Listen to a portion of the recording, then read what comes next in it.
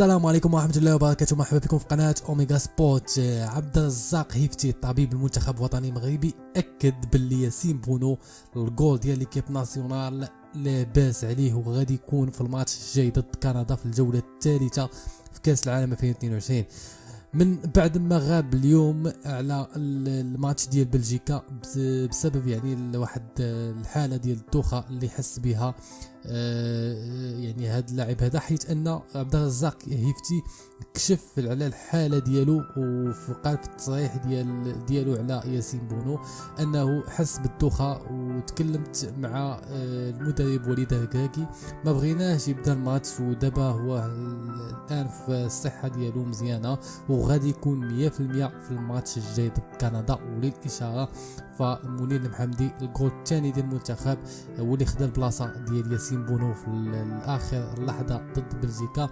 بعد ما حس بونو بالدوخه.